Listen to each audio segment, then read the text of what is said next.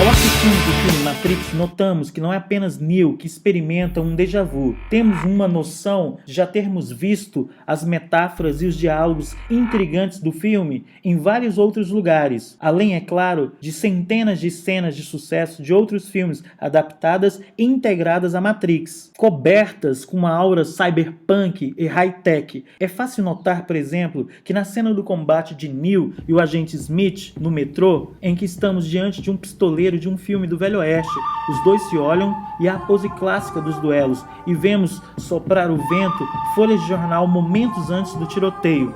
George Orwell. A magnífica obra 1984 de George Orwell, escrita em 1948, fala de um mundo dominado pelo totalitarismo. Em 1984, o inverso do número do ano em que foi escrita. Em um mundo onde o Estado domina e nada é de ninguém, mas tudo é de todos, tudo que resta de privado são poucos centímetros quadrados do cérebro. E é aí que uma batalha se desenvolve entre o indivíduo e o Estado, lutando na tentativa de controlar a mente. A obediência não é suficiente, a não ser que a pessoa esteja sofrendo. Como você pode ter certeza de que ela está obedecendo à sua vontade e não à dela? O poder está em infringir dor e humilhação. O poder está em rasgar mentes em pedaços, colocá-las juntas de volta em novas formas escolhidas por você mesmo. Você começa a enxergar agora o tipo de mundo que estamos criando? Não haverá lealdade, a não ser lealdade ao partido. Não haverá amor, a não ser amor ao grande irmão. Não haverá riso, apenas o riso de triunfo sobre um inimigo derrotado. Não haverá arte, literatura ou ciência. Quando formos onipotentes, não haverá mais necessidade de ciência. Não haverá distinção entre a beleza e a falta dela. Não haverá mais curiosidade nem alegria no processo da vida. Todos os prazeres competitivos serão destruídos, mas sempre, e não se esqueça disso, Winston, sempre haverá intoxicação do poder, sempre aumentando de forma crescendo sutilmente, sempre, a cada momento, haverá o tremor da vitória e a sensação de pisar um inimigo que já não tem mais esperança. Se você quer uma imagem do futuro, imagine uma bota pisando num rosto humano para sempre, para todo sempre. Aldous Huxley, Admirável Mundo Novo, escrita durante 4 meses no ano de 1931, os temas nelas abordados retomam grande parte das suas preocupações ideológicas com a liberdade individual em detrimento do autoritarismo do Estado. Os seres humanos são produzidos em linhas de montagem criadas por Henry Ford como produtos genéricos e condicionados a aceitar uma série de dogmas sociais. São produzidos e, no entanto, continuam presos a dogmas, embora eles mudem de uma sociedade para outra, sendo atribuídos de formas diferentes, por um lado por meio da educação infantil e por outro pelo condicionamento hipnopédico, em outras palavras, adestramento.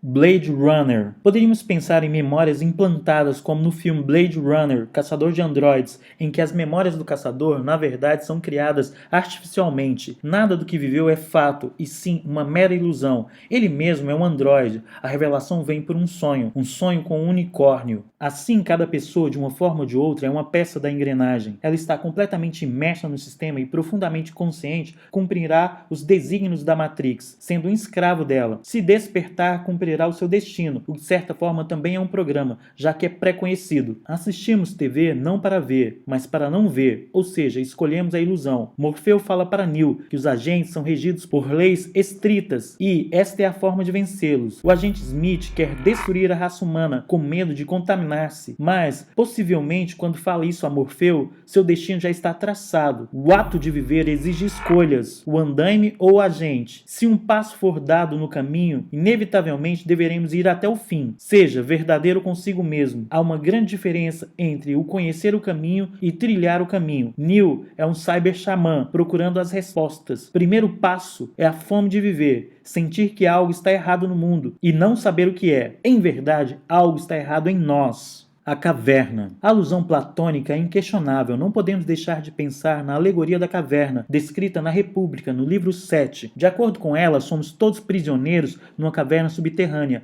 acorrentados desde o nascimento e incapazes de girar o corpo ou a cabeça, e, portanto, com a atenção focalizada somente nas imagens projetadas sobre uma parede da estrutura. As imagens são feitas pelos nossos controladores, que desfilam artefatos na frente de uma fogueira artificial ou alimentada na superfície atrás de nós, criando criando as sombras, como as que vemos quando colocamos as mãos e os dedos na frente de um projetor de filmes. A Matrix Caverna é um misto de artifício e natureza. A fogueira alimentada, por exemplo, combina as duas coisas. O interessante aqui é que os prisioneiros não sabem que são prisioneiros. Pelo contrário, consideram-se livres, não sabem que as imagens na parede não passam de imagens, acham que elas são a realidade, são ignorantes da própria ignorância. Assim, segundo Platão, continua Sócrates. Um dos prisioneiros ficou muito curioso para saber como era o lado de fora da caverna, mas sentia medo, porque, como diziam seus antepassados, homem nenhum que visse ali dentro seria capaz de suportar tamanhos perigos existentes fora da caverna. Mas, para o espanto daquela comunidade de homens, ele conseguiu com muita dificuldade romper os seus grilhões e caminhar em direção à saída da caverna. E quando ele deu o primeiro passo para fora, a luz ofuscou seus olhos e ele pensou em retornar, mas se manteve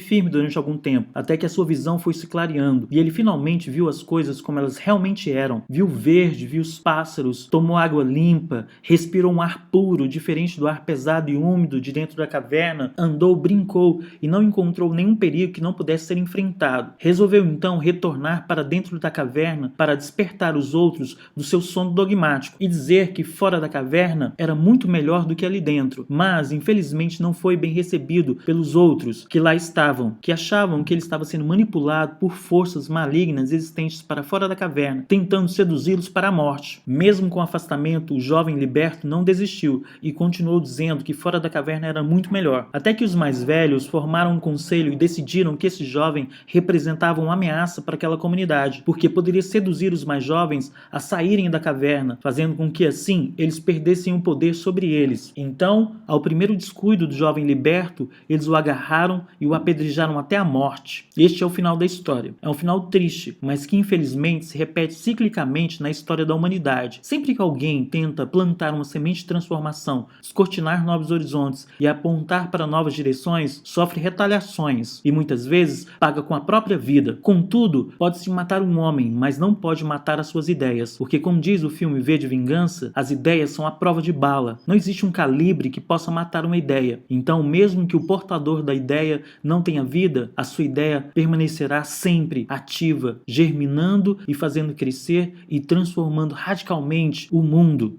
Descartes e o demônio enganador. Em filosofia, a hipótese de que o mundo que vivemos, ouvimos e sentimos pode ser uma ilusão é defendida pelos proponentes de uma posição conhecida como ceticismo. Os céticos argumentam que não podemos saber com certeza que o mundo externo existe. Portanto, afirmam que é possível duvidar do nosso conhecimento do mundo externo, do mesmo modo que os personagens de Matrix começam a duvidar do mundo cotidiano, onde parecem viver. As hipóteses céticas são particularmente atraentes para dois grupos de pessoas. O primeiro é o grupo dos adolescentes, cuja rebeldia contra a certeza simples da autoridade paterna às vezes assume uma forma metafísica que os levam a declarar que nada é o que parece, ou pior ainda, só eu sei o que é a realidade. O segundo grupo é o mais importante, é o dos filósofos, que por sua vez se subdividem em dois grupos. Ao primeiro pertencem os filósofos que não superaram sua fase metafisicamente rebelde e que acham excitante ou glamourosas as explorações de hipóteses absurdas e obviamente falsas. Os filósofos da primeira categoria chegam até a professar que os clichês dos céticos adolescentes são plausíveis, mas para nós o grupo mais importante de filósofos é o segundo. Este inclui aqueles como Descartes, que veem os cenários do tipo Matrix como ferramentas úteis para explorar questões fundamentais sobre o conhecimento e a realidade. Em suas meditações sobre a filosofia primeira,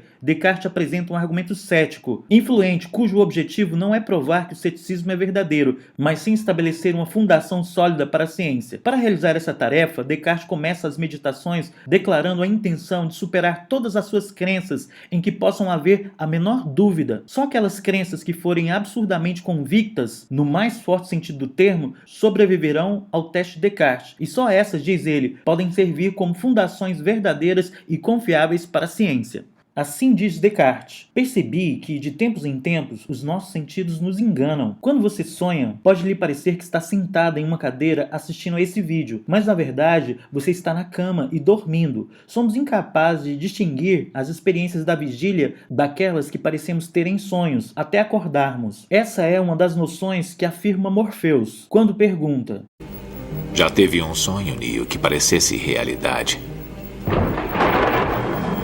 E se não conseguisse acordar desse sonho?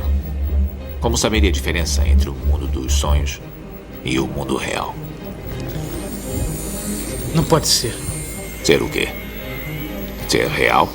Portanto, os céticos defendiam que era impossível chegar a um conhecimento indubitável. Logo, a pretensão de Descartes é justamente refutá-los, provando ser possível chegar a um conhecimento realmente verdadeiro, consistente e seguro. E para isso, ele desenvolveu um método. Método é um conceito sofisticado utilizado com muita frequência na filosofia, mas método nada mais é do que um caminho. Qual é o caminho que eu vou seguir para chegar onde pretendo chegar? O caminho trilhado por Descartes é a dúvida metódica, ou seja, a dúvida transformada em método, a dúvida levada à condição de hipérbole. Como diz Descartes, pelo menos uma única vez na sua vida você deve colocar em dúvida todas as suas certezas. Este é o primeiro passo para trilhar o caminho em busca do conhecimento seguro, ou se você preferir, do argumento válido, plausível. Logo, Descartes vai duvidar da sua própria existência e da existência do mundo exterior. Você, muito provavelmente, deve estar pensando: poxa vida, nada é mais comprovado do que a existência do mundo exterior. Contudo, as coisas não são tão simples assim. Descartes apresenta essa dificuldade com o argumento do sonho. Quando você tem um sonho, ele parece absurdamente real. É como se de fato você estivesse vivendo tudo aquilo,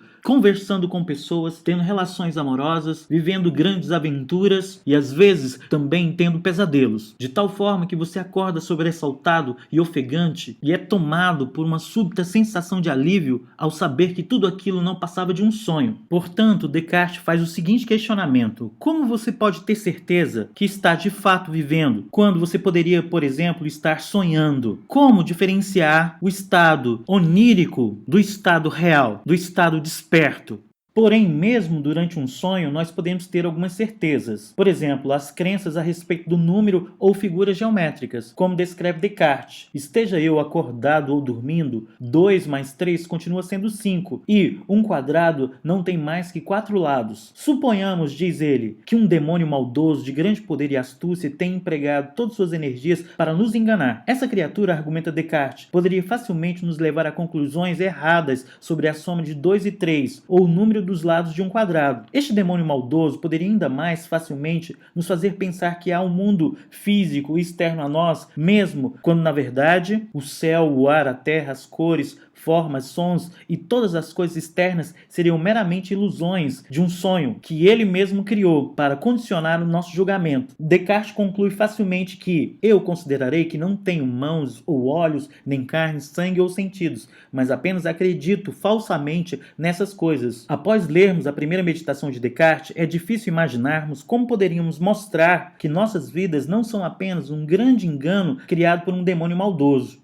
Como você já percebeu, a conexão entre Descartes e Matrix é total. A suposição de Matrix é de que uma pessoa pode passar toda a vida feita de ilusões causadas por estímulos. O filme invoca uma série de problemas clássicos de percepção, dos quais a referência mais óbvia é a primeira meditação de Descartes, em sua famosa tentativa de induzir dúvida quanto à capacidade da experiência sensorial de registrar corretamente os traços do mundo externo e fundamentar assim o conhecimento. Os sentidos. A visão e a audição são os sentidos distais, ou da distância, pois operam longe do seu objeto e não requerem comércio físico com eles. Essa distância permite uma vantagem epistêmica, e a visão e a audição são típicas projetadas ao topo da hierarquia por causa da sua importância para obter conhecimento do mundo ao redor e comunicar esse conhecimento aos outros. Como ambas exigem uma separação entre o corpo do indivíduo que percebe e o objeto da percepção, a visão e a audição também são menos envolvidas com as sensações físicas. Na verdade, a visão é tipicamente considerada um tipo de percepção, mas não uma sensação. Os assim chamados sentidos físicos do paladar, olfato, tato,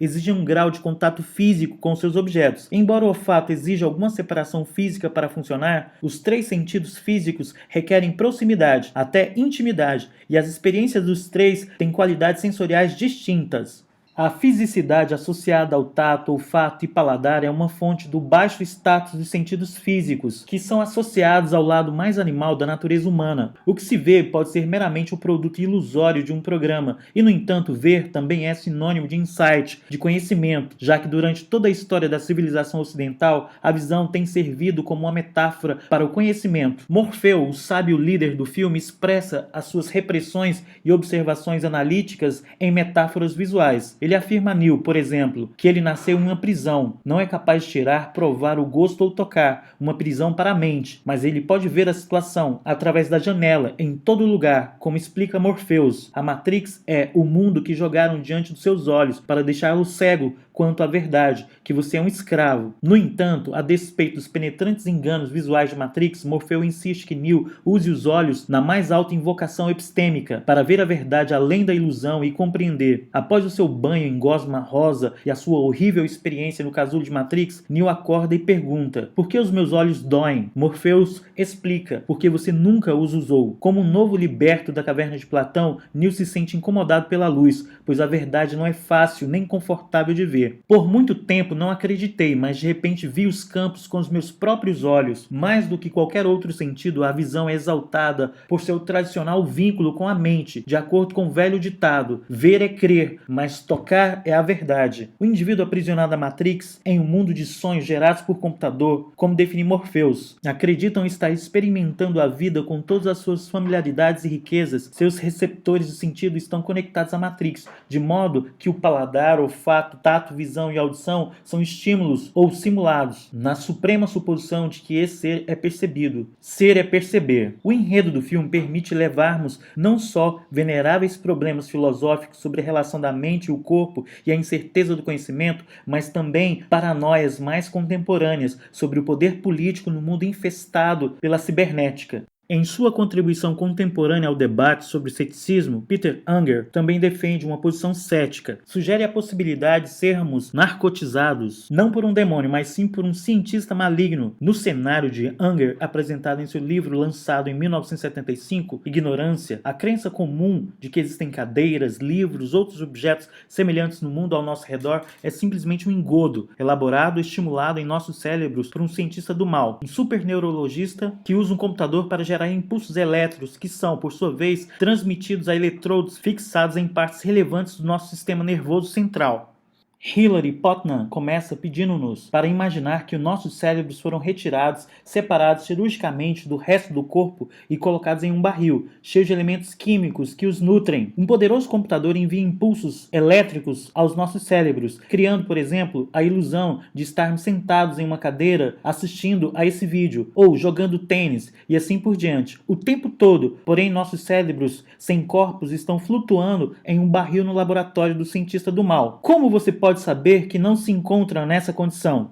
Lembre-se de que para Descartes o conhecimento exige certeza absoluta. Não podemos estar absolutamente certos de que um demônio maligno ou um sistema computadorizado maligno não está nos enganando durante a sensação. Por isso, argumenta Descartes, não podemos usar a sensação para justificar as nossas alegações de conhecimento. Segundo Descartes, os sentidos não são infalíveis em relação ao acesso do conhecimento. Portanto, é preferível o uso da razão. Isto é, somente através da razão saberemos distinguir o verdadeiro do falso, mesmo que haja um demônio enganador, mesmo que haja um neurocientista do mal, ou um sistema de computador, ou as máquinas controlem as nossas mentes. Mesmo com tudo isso, podemos ter certeza de uma coisa, que somos seres pensantes. Logo, o pensamento garante a nossa existência. Penso, logo existo. Cogito ergo sum. O erro de Cypher. Nas garras do tipo de dúvida cética inspirada por Descartes e Matrix, temos o caso de Cypher. Ele faz um acordo deplorável com o agente Smith. Cansado dos mistérios do mundo real, Cypher concorda em levar Smith até Morpheus em troca de uma vida como um ator famoso e rico dentro da Matrix. Cypher sabe que a Matrix não é real, mas ele acredita que pode tornar a sua vida melhor, simplesmente ignorando isto e recolhendo-se de volta ao agradável mundo da fantasia ilusória. Cypher, porém, comete um erro aí. Ao escolher uma vida só de prazeres, ele pressupõe que o prazer é a única coisa que faz a vida valer a pena. A doutrina segundo a qual o prazer por prazer é a única coisa que vale a pena é reconhecida pelos filósofos como hedonista. O hedonismo é um componente fundamental do utilitarismo, uma filosofia moral que prega que o valor moral da ação depende da soma total da felicidade que a ação produz. Os dois fundadores do utilitarismo foram Jeremy Bentham e John Stuart Mill. Robert Nozick oferece um argumento poderoso contra tal doutrina. Em sua obra Anarquia, Estado e Utopia, este argumento é particularmente interessante para nós, porque envolve outro experimento de pensamento tipo cérebro num barril. Para começar, Nozick novamente sugere que talvez sejamos apenas corpos inconscientes flutuando em um barril de componentes químicos. Ele postula algo chamado a máquina da experiência, um sofisticado equipamento computadorizado que usa eletrodos para estimular nosso sistema nervoso central. Nozick pergunta: será que você deveria ficar ligado nela para sempre? Cypher, claro, responderia sim. A maioria de nós, porém, é mais cautelosa, pois parece haver alguma coisa perturbadora na ideia de viver ligado a uma máquina e ser meramente estimulado por eletrodos. Desejamos certas coisas e não apenas ter experiências de fazê-las. A ação genuína é ter experiências genuínas que dão significado à sua vida e, portanto, um valor moral. Como escreve o filósofo moral John Stuart Mill, é melhor ser um humano insatisfeito do que um porco satisfeito. É melhor ser Sócrates insatisfeito do que um tolo satisfeito. Mas mesmo que você não se deixe convencer pelos argumentos, espero que eles pelo menos o façam pensar. A banda Rage Against the Machine compõe a trilha sonora do filme. Rage Against the Machine significa ódio contra a máquina. A mensagem final é: acorde!